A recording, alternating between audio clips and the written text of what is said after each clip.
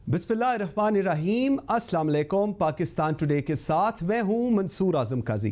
नाज़रीन, पाकिस्तान में आजकल हर सियासी जमात अपना बयानिया पेश कर रही है और पूरे पाकिस्तान को, पूरी दुनिया को इस चीज़ पे कन्विंस कर रही है कि जो उनका बयानिया है वो ठीक है और दूसरे का बयानिया गलत है। पाकिस्तान के आइन 1973 के आइन के बाद रियासत पाकिस्तान ने पहली मरतबा एक मुत्तफ़िका बयानिया बनाया है जिसको पैगाम पाकिस्तान का नाम दिया गया है, जिसमें हर मज़हब, हर फ़िक़े से ताल्लुक़ रखने वाले जय्यद उलमा ने दस्तखत किए हैं। इस बयानिए के तूल और अर्ज़ में फैलाने की जो ज़िम्मेदारी है वो पाकिस्तान में और पाकिस्तान से बाहर रहने वाले हर मुसलमान पर है और ये कलीदी किरदार है जो हम सब ने अदा करना है।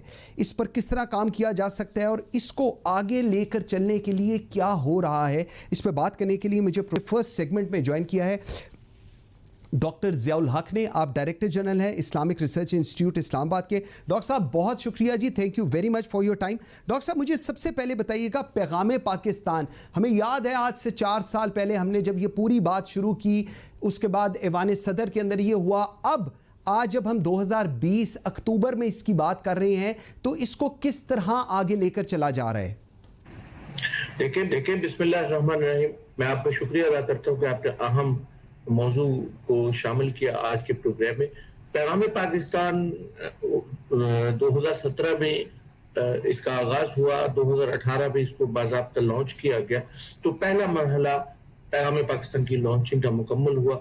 उस मरहले में 6000 उलमा जो पाकिस्तानी उलमा थे उन्होंने इसको इंडोर्स किया था। इसके अलावा इमाम काबा, शेख अल अजहर, ग्रैंड मुफ्ती ऑफ मिस्र और मुख्तलिफ इस्लामी ममालिक के ग्रैंड मुफ्तीज के इसके दस्तखत हुए, उन्होंने इसको अप्रूव किया और मुख्तलिफ जगहों पर पाकिस्तान के अंदर और पाकिस्तान के बाहर इसको एक डिक्लेरेशन के तौर पे अडॉप्ट किया गया। ठीक है। पैगाम पाकिस्तान एक काउंटर नैरेटिव भी है और एक प्रोएक्टिव नैरेटिव भी है।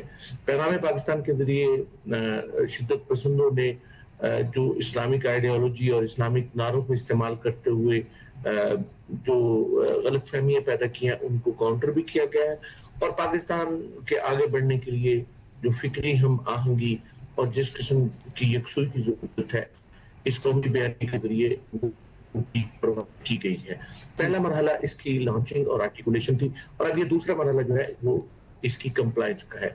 इस मरहले में मुख्तलिफ सेगमेंट्स ऑफ सोसाइटी को इंगेज किया जाता है और उनको इंगेज करके उनको इस बात के लिए तैयार किया जाता है कि वो पाकिस्तानी माशरे की तश्कील जदीद में अपना हिस्सा डाले। डॉक्टर साहब, मैं जरा सेगमेंट ऑफ सोसाइटी की बात करना चाहूंगा। मैं जरा इसको स्टेप बाय स्टेप लेकर चलते हैं ताकि हमारे जो देखने वाले और सुनने वाले हैं उनकी अंडरस्टैंडिंग हो। सर, एक हम पाकिस्तान, इसमें आप क्या बताना चाहते हैं? पैगाम पाकिस्तान का ये जो एक मजीद फर्दर एक इनिशिएटिव है, इसमें क्या एक्सपेक्टेशन है और क्या हम पाकिस्तान से क्या मतलब है? इससे आप देखिए हमारे माशरे के जो सोशल फैब्रिक है इसमें कुछ बड़े अहम एक्टर्स हैं। आप देखिए देहातों में नंबरदार हैं, चौकीदार हैं, फिर शहरों के अंदर वार्ड्स के काउंसलर्स हैं, इलेक्टेड रिप्रेजेंटेटिव्स हैं, बल्दियाती अदारों के मेंबर्स हैं।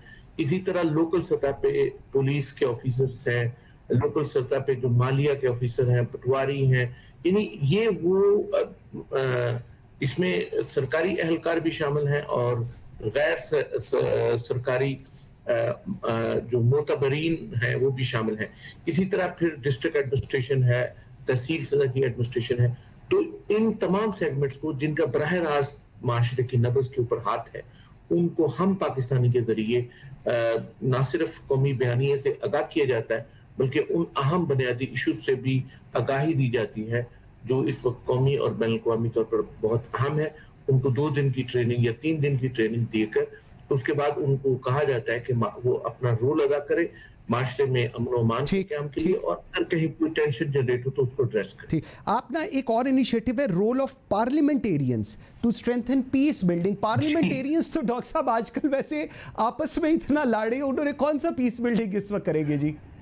नहीं, देखिए ये शायद उसमें थोड़ा सा हमें समझने की जरूरत है। मसलन कल ही हमने एक यूथ कन्वेंशन किया और उसमें पाकिस्तान पीपल्स पार्टी, तहरीक इंसाफ और पाकिस्तान मुस्लिम लीग नून उनके नुमाइंदगान मौजूद थे। तो ऐसी बात नहीं है, पाकिस्तान के पार्लियामेंटेरियंस को भी ये एहसास है कि हमें एथिक्स ऑफ डिसएग्रीमेंट को अडॉप्ट करना है।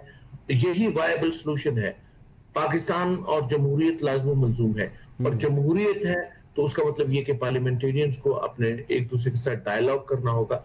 और ये हमारी बदकिस्मती है कि पाकिस्तान में जब पार्लियामेंटेरियन मुत्तफिका तौर पे कोई चीज करते हैं तो उसको अच्छा नहीं समझा जाता, लेकिन हकीकत ये है कि पाकिस्तान आगे बढ़ने के लिए तमाम पॉलिटिकल पार्टियों के पार्लियामेंटेरियंस को इकट्ठा होना पड़ेगा, और पैगाम पाकिस्तान में और पीस बिल्डिंग के लिए उनका बड़ा इन्फ्लुएंस है, चाहे वो किसी सोसाइटी से हो, इवन जीते हों या हारे हों, उनका मकामी लोगों की नब्ज पर हाथ होता है, वो उनके मसाइल को जानते हैं और उनका असर होता है, तो इसलिए उनको एंगेज करना पीस बिल्डिंग के लिए ये बहुत अहम है। बिल्कुल। जब वो मुख्तलिफ जमातों को इकट्ठा करके उनके पार्लियामेंटेरियन इकट्ठी कोशिश करते तो उसका बहुत ज्यादा असर होता है। बिल्कुल ठीक है, डायलॉग की आपने बिल्कुल ठीक बात की, और अगर पार्लियामेंटेरियंस डायलॉग पे और इस पे कन्विंस हैं और वो इस चीज़ को आगे लेकर चलते हैं तो बिल्कुल आप सही फरमा रहे हैं, बहुत उसका इम्पैक्ट आ सकता है। यूथ की बात तो सर हर पॉलिटिकल पार्टी करती है, 65% पाकिस्तान की यूथ है, उसको किस तरह स्ट्रेंथन करेंगे कि वो पीस की तरफ चले? हमें तो सर एक डिवाइडेड सोसाइटी की बतौर हम लोग नजर आते हैं, इसके लिए क्या किया जा रहा है? देखिए, इसके लिए हमने एक नौजवानाने पाकिस्तान इनिशिएटिव किया है। नौजवानाने पाकिस्तान इनिशिएटिव के जरिए इंक्लूसिवनेस और जो कोर इस्लामिक वैल्यूज है वो नौजवानों में प्रमोट करने की कोशिश की जा रही है। हमारी अंडरस्टैंडिंग ये है कि पाकिस्तान की 65% यूथ को हमने पाकिस्तानी माशरे की तश्कील जदीद और कंस्ट्रक्शन के लिए इस्तेमाल करना है। ठीक है। अगर हमने उनको कंस्ट्रक्शन के लिए इस्तेमाल ना किया तो खुदा ना खास्ता वो डिस्ट्रक्शन के लिए इस्तेमाल होंगे। हाँ जी, कंस्ट्रक्शन के लिए इस्तेमाल करने के लिए उनको उनकी तरबियत करने की जरूरत है, उनको कैपेबल करने की जरूरत है, उनको एम्पावर करने की जरूरत है। तो ये नौजवानाने पाकिस्तान इनिशिएटिव के जरिए उनको बहुत सारी चीजें सिखाने की कोशिश की जाती है। उनमें एक अहम तरीन ये है कि responsible use of social media, ताकि they should not be used as a tool for promotion of hatred and other negative segments in the society. Doctor साहब, मुझे जरा इसके साथ थोड़ा, क्योंकि हमारे पास टाइम थोड़ा शॉर्ट हो रहा है, मुझे बताइएगा, दुख्तराने पाकिस्तान एक बहुत बड़ा ये इनिशिएटिव है जिसमें अगर हम दुख्तराने पाकिस्तान की बेटियों को साथ इकट्ठा कर लें तो मेरे ख्याल में पाकिस्तान एक सक्सेस स्टोरी होगी। शॉर्टली इसका भी बताइएगा मुझे जरा। जी बिल्कुल, इसी तरह दुख्तराने पाकिस्तान, यानी ये सारे पैगाम पाकिस्तान के ऑफशूट्स है, उसमें एक दुख्तराने पाकिस्तान है जिसमें कौम की बेटियों को इंगेज किया जा रहा है। वो अपना कंट्रीब्यूशन घर के अंदर, मोहल्ले के अंदर, अपने गांव में या अपनी कम्युनिटी में, कम्युनिटी यूनिवर्सिटी के अंदर भी हो सकती है, किसी तालीमी अदारे के अंदर भी हो सकती है। फिर इस दुख्तराने पाकिस्तान में खास तौर पे वो चैलेंजेस जो पाकिस्तान में और पाकिस्तान की तरह के दूसरे माशरों में खवातीन को दरपेश है, उनको एड्रेस करने की कोशिश की जाती है। और इसमें भी कैपेसिटी बिल्डिंग के एलिमेंट भी है, और फिर खवातीन के जो भी बड़े बड़े चैलेंजेस हैं उनको एड्रेस करने के लिए भी इसके अंदर कोशिश की जाती है। इसके अलावा मंसूर भाई, एक और बहुत अहम हमारा इनिशिएटिव है वो इंटरफेथ हार्मनी। जी, मैं यही इसी पे बात करनी थी। जी फरमाइएगा। तो वो सायाबाने पाकिस्तान है। सायाबाने पाकिस्तान में जिस तरह पैगाम पाकिस्तान में हमने मुसलमान रिलीजियस लीडर्स को इकट्ठा किया, सायाबाने पाकिस्तान में नॉन मुस्लिम पाकिस्तान के अंदर रहने वाली जो कम्युनिटीज है उनको इंगेज किया गया है। उनका भी किसी तरह एक नरेटिव तैयार किया गया है, और उसमें इंटरफेथ हार्मनी, इंटरफेथ डायलॉग और जो फाल्ट लाइन्स है उनको कैसे हम कवर कर सकते हैं, और किस तरह मिसअंडरस्टैंडिंग्स को जो मुख्तलिफ कम्युनिटीज के दरमियान मौजूद है उनको खत्म किया जा सकता है। इसमें साहिबान पाकिस्तान में एक और बड़ी अहम चीज ये है कि एक तो ये interfaith dialogue, interfaith coexistence, peaceful coexistence और अंडरस्टैंडिंग पर एम करता है, और दूसरा पाकिस्तानी पर्सपेक्टिव में जो हमारी नॉन मुस्लिम कम्युनिटीज हैं उनको वो सेंसिटिविटीज से आगाह किया जाता है जो मुस्लिम कम्युनिटीज की हैं, और इसी तरह मुस्लिम कम्युनिटीज में उन सेंसिटिविटीज को ज़ेरे बहस लाया जाता है जो पाकिस्तान के अंदर नॉन मुस्लिम कम्युनिटीज को है।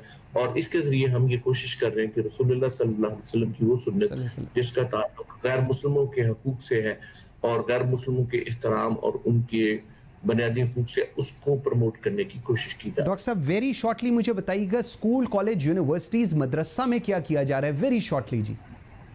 देखिए हमने जैसे नौजवानों का प्रोग्राम है, नौजवानाने पाकिस्तान में यूथ को इंगेज किया जा रहा है और जो तालीमी अदारों की और मदरसा और इसी तरह इमाम मस्जिद है, उनकी फैकल्टीज़ को इंटरैक्ट करने के लिए मेमाराने पाकिस्तान के इनिशिएटिव शुरू किया गया है, ओके। जिसमें उनकी कैपेसिटी बिल्डिंग की जाती है, उनकी ट्रेनिंग भी होती है, उनको बुनियादी इस्लामी जो प्रिंसिपल्स हैं जिनका ताल्लुक सोशल रिकंस्ट्रक्शन के साथ है, सोशल डायलॉग के साथ है और तशद्दुद और अरहाबियत के खिलाफ जो इस्लाम के दलाइल हैं उनसे आगाह किया जाता है और उनको बताया जाता है कि किस तरह एक नॉर्मल और नॉर्मेटिव सिचुएशन जो अमन है बिल्कुल ठीक है। और जंग और फसाद जो है ये अब नॉर्मल सिचुएशन है, बिल्कुल तो इस ठीक तरह है। उनको तैयार किया जाता है। और इसमें मैं एक बात ये बताना चाहता हूँ कि हम कोशिश करते हैं कि आइम्मा इकराम और मसाजिद के इमाम हैं उनसे ये दरख्वास्त करें कि इन सोशल इश्यूज को जुमे के खुतबात पे ज़ेरे बहस लाएं, बिल्कुल ठीक है। क्योंकि जुमे के बिल्कुल खुतबा सही। पे